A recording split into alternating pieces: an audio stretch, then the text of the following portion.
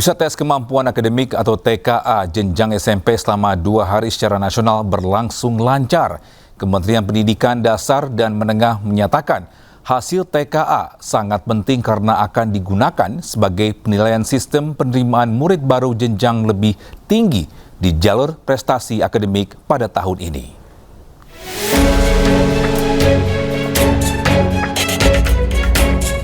Menteri Pendidikan Dasar dan Menengah Abdul Muti meninjau pelaksanaan tes kemampuan akademik atau TKA di SMP Negeri 1 Surabaya, Jawa Timur. Abdul Muti memastikan seluruh proses pelaksanaan TKA mulai dari ruangan ujian, peralatan komputer hingga server berjalan dengan baik dan lancar. Dalam 2 hari pelaksanaan TKA secara nasional tidak ada kendala. Sejumlah siswa mengaku mempersiapkan diri dengan mengikuti banyak uji coba dan belajar dengan rutin. Rutin belajar, terus ya sering latihan soal. Sebelum ikut TKA kemarin sempat ada tryout nggak sih sebenarnya? Ada, sering. Hampir setiap hari ada tryout. Intinya peralatannya aman semua ya? Alhamdulillah, harapannya sukses selalu lah. Abdul Muti menyatakan tes kemampuan akademik ini sangat penting. Selain untuk mengukur kemampuan belajar siswa, juga sebagai bagian dari penilaian untuk sistem penerimaan murid baru di jenjang pendidikan selanjutnya pada tahun ini. Ini yang berbeda, jadi kalau dulu jalur prestasi itu ada jalur akademik, itu hanya nilai raport. Nah sekarang jalur akademik itu ada nilai raport dan ada nilai TKA. Jadi nilai TKA ini menjadi komponen dalam seleksi jalur prestasi akademik. Tes kemampuan akademik ini menguji mata pelajaran matematika dan bahasa Indonesia yang berlangsung selama 2 hari. Dari Surabaya, Jawa Timur, Hari Tambayong, iNews melaporkan. Ya, masih di Siang bersama saya Togi Sinaga. Pemirsa, pemerintah Arab Saudi menjamin pelaksanaan ibadah haji 2026 tetap aman dan sesuai jadwal di tengah konflik Timur Tengah. Sementara meski harga aftur naik, pemerintah Indonesia pastikan biaya haji 2026 tetap. Beserta tim, teman-teman. Pemirsa, hal ini disampaikan usai pertemuan Menteri Haji dan Umroh Indonesia dengan Duta Besar Arab Saudi Faisal bin Abdullah Al Amudi. Pemerintah menyatakan seluruh kebutuhan jemaah haji telah siap, mulai dari visa, akomodasi hingga catering. Pemerintah juga menargetkan jemaah kloter pertama akan masuk asrama haji pada 21 Mei dan diberangkatkan ke Arab Saudi pada 22 Mei mendatang. Meski konflik berdampak pada kenaikan biaya operasional, khususnya harga bahan bakar yang naik signifikan, pemerintah menegaskan tidak akan menanggung keberangkatan jemaah haji Indonesia. Alhamdulillah, persiapan kaji kita sudah hampir 100%. Semuanya sudah selesai, visa sudah keluar, kemudian akomodasi, catering, dan lain sebagainya sudah selesai. Dan insya Allah tanggal 21 jamaah haji kloter pertama bisa masuk asrama haji dan tanggal 22 berangkat ke Arab Saudi, insya Allah. Kalau jamaah haji yang kita kelola, jamaah haji reguler, semuanya direct flight. Memang ada beberapa jamaah dari jamaah haji khusus yang sebagian malah melakukan penerbangan transit. Kami sudah meminta mereka untuk memitigasi kemungkinannya dicarikan penerbangan yang bisa direct ke Saudi, karena beberapa daerah penerbangan transitnya masih belum memungkinkan. Pemirsa, pemerintah menjamin harga BBM bersubsidi tidak akan naik hingga akhir tahun. Pemerintah telah melakukan simulasi fiskal dengan asumsi harga minyak dunia $100 Amerika per barel.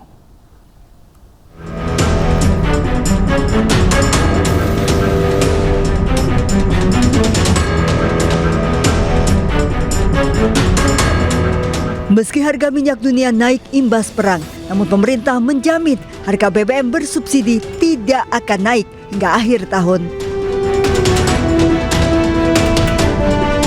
Dengan asumsi harga minyak dunia $100 Amerika per barel hingga akhir tahun, Menteri Keuangan Purbaya memastikan bisa tetap menjaga APBN dengan defisit anggaran tetap terjaga di kisaran 2,9. Pemerintah masih memiliki cadangan anggaran 420 triliun rupiah yang dapat digunakan jika terjadi tekanan lebih lanjut. Jadi ingin menegaskan lagi bahwa harga BBM bersubsidi tidak akan naik sampai akhir tahun dan anggaran saya cukup. Kalau kepepet gimana? Misalnya harganya lebih tinggi lagi, saya nggak terkendali misalnya. Selama suplainya ada, kita masih punya bantalan uang sebesar 420 triliun rupiah. Purbaya menilai kondisi fiskal Indonesia masih kuat dan peluang harga minyak dunia bertahan di atas $100 dalam jangka panjang relatif kecil dengan mempertimbangkan dinamika global. Dari Jakarta, Aya Nufus dan Leman, iNews melaporkan. Ya, sementara itu pemerintah tetapkan pembatasan pembelian BBM bersubsidi maksimal 50 liter per hari. Langkah tersebut diambil guna mengendalikan konsumsi energi di tengah dinamika global sekaligus memastikan distribusi BBM bersubsidi tepat sasaran. 2026. Lalu bagaimana dengan BBM bersubsidi? Demikian, terima kasih. Menteri Koordinator Bidang Perekonomian RI Erlangga Hartarto sampaikan pemerintah menetapkan pembatasan pembelian bahan bakar minyak bersubsidi maksimal 50 liter per hari. Kebijakan ini berlaku selama 2 bulan ke depan atau hingga akhir Mei 2026. Ketentuan tersebut mengacu pada surat edaran BPH Migas yang mengatur secara rinci BBM untuk berbagai jenis kendaraan. Ya, di situ ada penjelasan lebih detail berapa untuk truk, berapa yang lain. Tapi secara umum 50 liter itu yang untuk Pertalite dan untuk solar, biosolar. Tetap mengacu ke edaran atau surat yang ada. Berdasarkan mengacu itu dan itu akan berlaku untuk 2 bulan. Diketahui sebelumnya, pengendalian pembelian BBM bersubsidi menjadi salah satu langkah efisiensi penggunaan energi guna antisipasi risiko krisis energi akibat konflik geopolitik global, khususnya perang di Timur Tengah. Ya, kembali bersama kami di iNews Siang. Pemirsa, benda asing menyerupai rudal ditemukan di perairan Gili Trawangan, Lombok Utara, Nusa Tenggara Barat. Warga dan polisi bergerak cepat mengevakuasi benda asing tersebut untuk penyelidikan.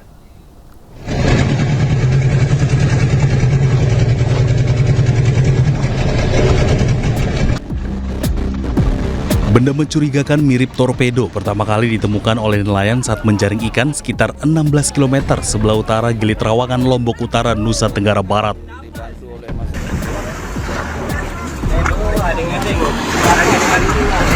Rudal Lemuang Lemudin Trawangan nih. Benda ini dievakuasi untuk diperiksa polisi dengan menggunakan alat deteksi bahan peledak dan radioaktif. Hasilnya dipastikan bahwa benda ini tidak mengandung unsur berbahaya. Pada bagian badan ditemukan label bertuliskan CISC serta aksara China yang menguatkan dugaan sebagai perangkat teknologi kelautan. Benda ini diserahkan kepada TNI Angkatan Laut guna identifikasi mendalam. Polisi mengimbau masyarakat tenang dan tidak berspekulasi serta segera melaporkan jika menemukan benda mencurigakan di wilayah perairan. Dari Lombok Utara, Hari Kasidi, iNews melaporkan. Komisi Pemprov DKI Jakarta memperluas trotoar di Jalan Rasuna Said, Jakarta Selatan. Revitalisasi dimulai usai dibongkarnya tiang monorel. Dan berikut laporan rekan Anissa Rizkia. Pemirsa, revitalisasi trotoar di sepanjang Jalan HR Rasuna Said, Kuningan, Jakarta Selatan saat ini sudah mulai dilakukan penataan. Babak baru yakni penataan trotoar yang sebelumnya hanya selebar 1,5 meter, rencananya akan diperlebar hingga 6 sampai 8 meter. Dari tempat kami melaporkan saat ini, sejumlah pekerja sedang melakukan pengerukan dan juga eskavator sedang mulai dilakukan pengecoran dan nantinya rencananya pembangunan ini akan difokuskan mulai dari pembangunan infrastruktur kawasan yakni penataan trotoar, perbaikan drainase, kemudian pembangunan taman hingga fasilitas pendukung pedestrian lainnya.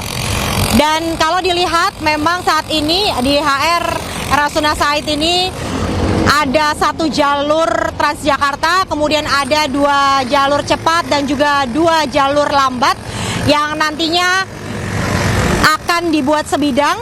Namun meski badan jalan bertambah lebar, namun imbas dari pembongkaran tiang monorel ini, total jalur jalan tidak akan ditambah, namun akan diperlebar trotoar hingga 8 meter.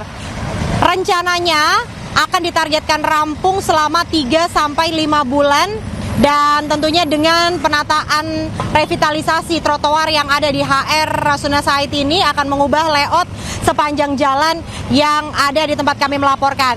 Diketahui memang proyek tiang monorel tersebut memang sudah mangkrak bertahun-tahun dan meninggalkan kerangka serta tiang beton di sekitar kawasan Rasuna Said. Dan kini dari Dinas Bina Marga DKI Jakarta terus melakukan revitalisasi jalur yang ada di sepanjang Jalan HR Rasuna Said sepanjang 3,8 km dari arah Menteng menuju ke Setiabudi. Saat ini sudah dilakukan penataan yang memang ditargetkan pada Juni mendatang, yakni pada HUT DKI Jakarta. Nantinya wajah baru akan dimiliki oleh kawasan di sepanjang Jalan Rasuna Said Kuningan, Jakarta. Dari Jakarta Selatan, Anissa Rizkia, Yudi Richard, iNews melaporkan. Kita beralih ke informasi lain, pemirsa. Menteri Keuangan Republik Indonesia Purbaya Yudi Sadewa membuka opsi pemangkasan gaji menteri dan anggota DPR RI sebagai langkah efisiensi fiskal. Purbaya perkirakan pemotongan berada di kisaran 25% dengan tujuan menjaga defisit APBN tetap di bawah ambang batas 3%. Tahu kalau menteri sih nggak apa-apa, kali ini kita lihat kebijakan presiden seperti apa. Tapi kalau gaji Bapak dipotong gimana Pak? Apa-apa, kan banyak duitnya. Tapi udah dipotong berapa misalnya? Ya saya kan nggak tahu. Kira-kira berapa Pak kena potongnya Pak? Kayaknya 25% ya. Gaji menteri udah ada pembicaraan DPR. Belum tebak. Kalian nebak saya. Saya tebak kira-kira 25%.